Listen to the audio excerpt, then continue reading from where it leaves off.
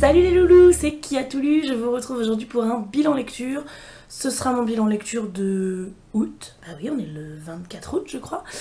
Il pleut dehors, je suis un peu mal coiffée, mais je voulais absolument vous faire une vidéo aujourd'hui. Parce que ça fait peut-être bien 2 semaines que j'en ai pas fait. Avec les vacances, j'ai pas trop eu le temps, désolée. J'étais aussi absente sur la page Facebook, je vais essayer de me rattraper. Mais je repars encore en vacances dans une semaine. Là, il y a pas mal de choses qui sont peut-être en train de se passer dans ma vie. Je vous en dirai plus si les choses se concrétisent, mais du coup là, j'ai pas beaucoup de temps à vous consacrer, j'en suis désolée. Je vais essayer de vous tourner plusieurs vidéos aujourd'hui, mais à mon avis, il y a plutôt de grandes chances pour que vous ayez la prochaine vidéo que dans 3 semaines. Le premier livre que j'ai lu depuis le dernier bilan lecture, c'est How I Live Now, Maintenant c'est ma vie, de Meg Rossoff. Ça c'est aux éditions Albin Michel, collection Wiz. Donc ça, si vous me suivez depuis longtemps, vous avez vu, je l'avais reçu dans mon premier colis Once Upon a Book. Donc c'était un livre que je ne connaissais pas du tout. Les filles de Once Upon a Book me l'avaient choisi, me l'avaient envoyé. Et bon, je savais pas du tout ce que c'était, j'avais été pas très enthousiaste au moment de l'unboxing. Donc là, je l'ai lu et je remercie les filles de m'avoir fait découvrir ce livre que je n'aurais jamais lu si elles me l'avaient pas offert. Et donc, c'est l'histoire de... je ne me rappelle plus son prénom. Il n'y a pas son prénom. Bon, c'est l'histoire d'une jeune fille qui, donc elle est américaine. Et elle va, on va l'envoyer vivre dans sa famille en Angleterre. Et en fait, bon, elle n'a pas du tout envie d'y aller, c'est une ado à problème, etc. Elle n'a pas envie d'y aller. Et finalement, elle va découvrir que ses cousins anglais sont absolument fantastiques, absolument géniaux. Ils vivent dans une espèce de petite ferme un peu retirée du monde.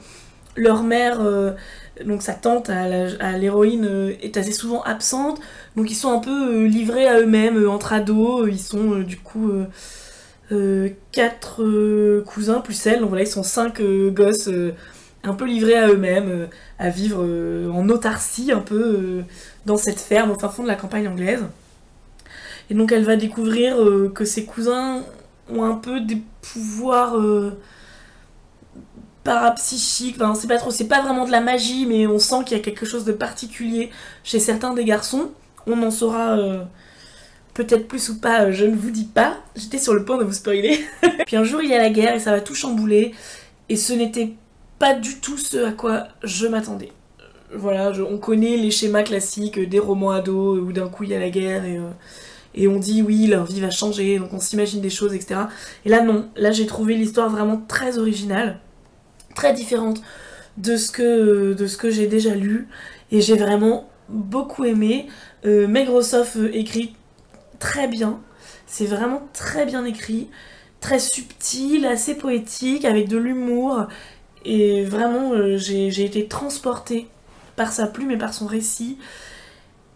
Et ce livre, j'en suis ressortie bouleversée un peu en fait.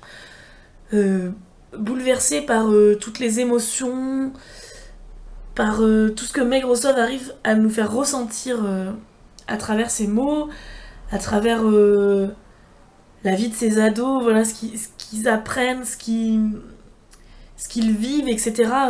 Ça m'a beaucoup touchée. Et enfin, je crois qu'il y a eu un film sur ce livre, donc si vous n'avez pas envie de lire le livre, essayez de voir le film. Moi je ne l'ai pas vu, mais en tout cas le livre il est hyper court, il fait 200 pages, et je vous le conseille sans hésitation. Ouais, j'ai vraiment beaucoup aimé. Ensuite j'ai lu un livre que je n'ai pas sur moi parce que je l'ai laissé dans mon casier au travail. C'est Flash ou le grand voyage de Charles Duchossois. Donc c'est une autobiographie. Charles Duchossois est un Français qui dans les années 70 a entamé un road trip. Il est parti de France, il a été faire du trafic d'armes et du trafic de drogue en Iran, il a été au Koweït, il a été en Inde, je sais plus, enfin voilà, il fait vraiment tout un road trip depuis la France. Puis un jour il rencontre une fille qui lui dit « Hey, salut, moi je vais à Katmandou, est-ce que tu veux venir à Katmandou ?» Donc Katmandou au Népal, et par amour pour elle, il la suit. Et là, ça va être la descente aux enfers. Donc dans les années 70 à Katmandou, moi je ne savais pas.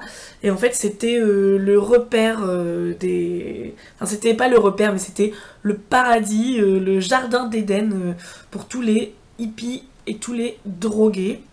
Et donc du coup il arrive là-bas, lui qui n'a même jamais fumé un pétard avant de commencer son voyage, et voilà. Il va rentrer dans une spirale, voilà. J'ai pas envie de trop vous en dire parce que, comme je l'avais dit sur ma page Facebook, je voudrais inaugurer une nouvelle rubrique avec ce livre. Donc je vais pas plus vous détailler l'histoire, je le ferai plus tard. Mais en tout cas, ce livre, je me suis pris une claque. Au début, on sent que Charles Chossois, il est un peu mytho, quoi. Enfin, on s'en doute un peu, quoi. On se dit, il en rajoute des tonnes. Est-ce que ça, c'est vraiment possible que ça lui soit arrivé? C'est hyper gros, quoi. Et puis, bon, au final, on se fait à sa plume, on s'attache à lui. Et tout ce qui lui arrive, c'est incroyable, quoi. J'en suis ressortie, une claque. Voilà, j'ai eu Les raisons de la colère de John Steinbeck le mois dernier. Là, il y a eu Flash ou le grand voyage de Charles Duchossois.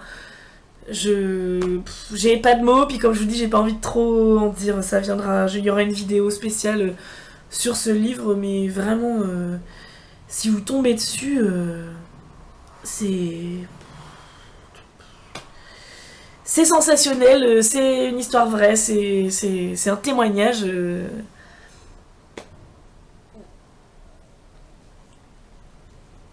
Ensuite, j'ai lu Emma de Jane Austen aux éditions... Bah, c'est Archipoche. Je connais pas. Mais en tout cas, je l'ai trouvé bien, cette édition. Emma, elle vit toute seule avec son père. Et elle décide... elle s'ennuie un peu. Elle décide qu'elle va marier des gens. Elle décide, ah tiens, ma copine truc, je la verrai bien avec mon copain machin. Tiens, je vais essayer de faire en sorte qu'il se marie. Sauf que, bien évidemment, ça va pas se passer comme elle l'avait prévu. Et voilà, je ne vous raconte pas comment ça se termine. Donc j'ai trouvé le début un peu long. J'aime beaucoup la plume. J'aime beaucoup la plume de Jane Austen, ça je l'avais déjà dit. Plein d'humour, plein d'ironie, de sarcasme. Voilà, j'aime beaucoup la façon dont elle écrit. Bon, le début était très très lent, voilà, le livre fait 500 pages, sincèrement, ça aurait pu être plus court, mais en fait après, on se laisse prendre dans l'histoire, quoi, de savoir qui va finir avec qui, etc. Il y a plein d'histoires d'amour qui s'entrecroisent, il y a un peu la peste du village qui parle sur tout le monde, etc. Et du coup, ouais, une fois que l'histoire était partie, une fois que j'étais bien rentrée dedans, j'ai bien aimé. Un de mes responsables au travail a déjà sorti plusieurs romans. Il s'appelle Eric Aviland. Là, son dernier roman est aux éditions Finitude. Ça s'appelle Les batailles d'Hastings. J'aime beaucoup la couverture. Je trouve que... ouais. Je trouve qu'elle est vraiment très bien choisie, cette couverture. Donc ça se passe dans un pensionnat à Hastings. Un pensionnat de filles, d'adolescentes. Et il y a donc deux filles qui partagent une chambre. Et il y en a une des deux qui se suicide, qui se pend dans la chambre, et l'autre, c'est elle qui va la trouver. Et donc, voilà, s'ensuit toutes les réflexions de donc la fille qui reste, quoi, la fille qui a trouvé l'autre, voilà. Comment est-ce qu'elle vit ça, comment est-ce qu'elle surmonte d'avoir trouvé sa colocataire pendue dans sa chambre, voilà, et aussi les répercussions que ça a sur le pensionnat, etc. Et j'ai vraiment bien aimé. J'avais déjà lu un livre de lui et j'avais fait la même critique. Il maîtrise à la perfection les monologues intérieurs. C'est-à-dire, là, on va avoir des passages où elle est seule avec ses pensées et elle réfléchit, voilà, sur ce qui est arrivé, sur sa vie, etc. Et la façon dont Eric Aviland maîtrise la ponctuation, la façon qu'il a au sein d'une même phrase de passer d'une idée à une autre complètement différente, ça peut perdre certaines personnes, je suis d'accord, mais quand on y pense, quand on est nous, en train de réfléchir à notre vie, en train de réfléchir à ce qu'on veut, à nos sentiments, etc., est-ce que c'est pas exactement ce qu'on fait ?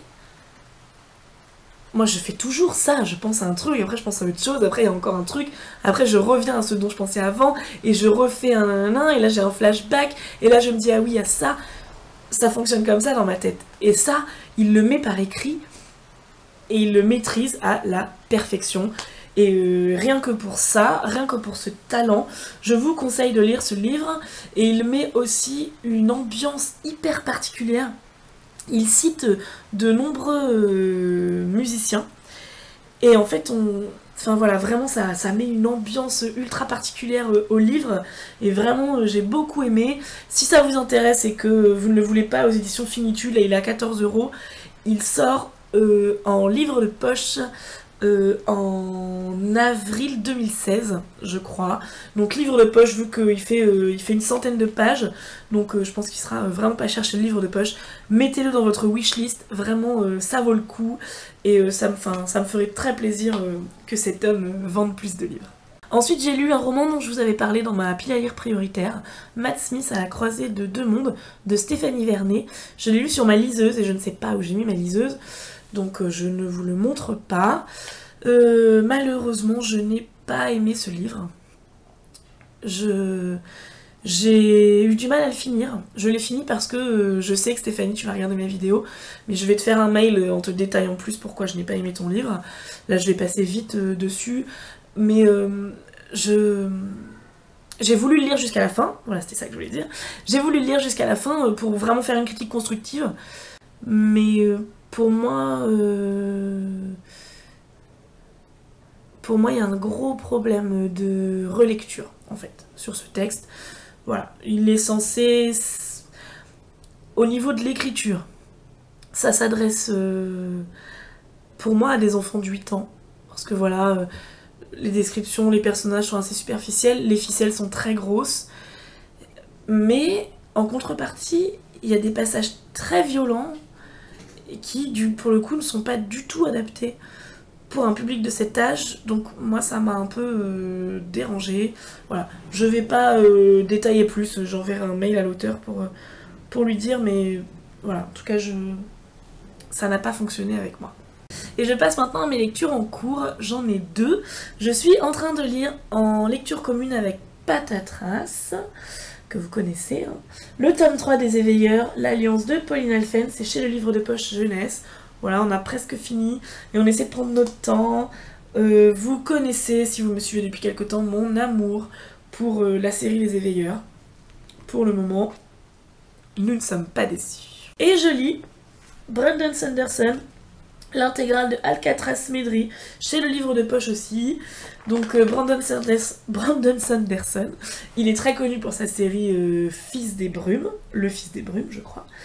Et donc là, bon, voilà, j'ai lu 50 pages. Hein. J'aime beaucoup, c'est complètement loufoque. Un peu un mélange entre H2G2, Terry Pratchett, quoi. Voilà, et c'est vraiment très très drôle.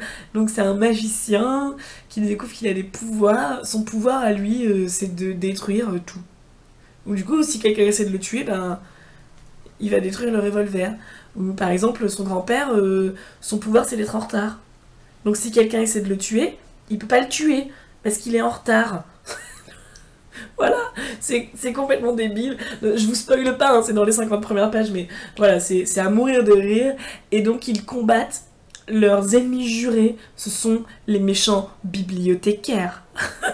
Voilà, et non, vraiment, c'est pour le moment, c'est à mourir de rire, c'est assez bien écrit, et je suis au tout début, je verrai bien la suite, je vous dirai ça. Et ensuite, juste pour finir, j'ai eu un cadeau dans ma boîte aux lettres. Je sais pas si ça va pas. Voilà.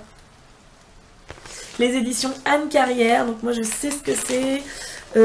C'est une amie à moi qui avait déjà sorti un roman que vous connaissez peut-être, le roman de Boda, qui était donc Boda était l'ami imaginaire de Kurt Cobain, et donc Héloïse Gué de Bélissen a écrit un livre où c'est Boda, l'ami imaginaire de Kurt Cobain, qui raconte l'histoire de Kurt Cobain. J'avais beaucoup aimé, j'avais fait un article sur le blog, mais je ne l'avais pas présenté en vidéo parce que je n'avais pas encore de vidéo, de chaîne. Et donc là, elle m'a fait envoyer son nouveau roman. J'adore la couverture. Voilà. La couverture est absolument kitsch, je l'adore. Donc c'est Les enfants de cœur de l'Amérique. Et alors, que je me rappelle, voilà, donc c'est... En fait, elle va parler à travers l'assassin de John Lennon et l'assassin de Ronald Reagan, donc qui sont passés à quelques mois d'intervalle. Et elle va, voilà, les deux tueurs vont raconter leur histoire et du coup, je suppose, vont faire aussi une critique de l'Amérique, etc. À travers ça. Mais en tout cas, il est vraiment très très beau. Je suis très contente d'avoir ce livre. Voilà, c'est tout pour aujourd'hui. J'espère que ça vous aura plu. N'hésitez pas à me mettre des commentaires, à réagir à ce que je dis, à me dire si vous avez lu les livres dont je parle, si vous avez les mêmes avis que moi, etc. Si je vous ai donné envie de lire des livres aussi, ça m'intéresse.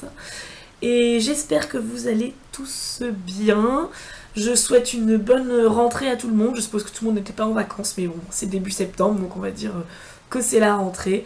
Et je vous dis à bientôt. Ciao doudou!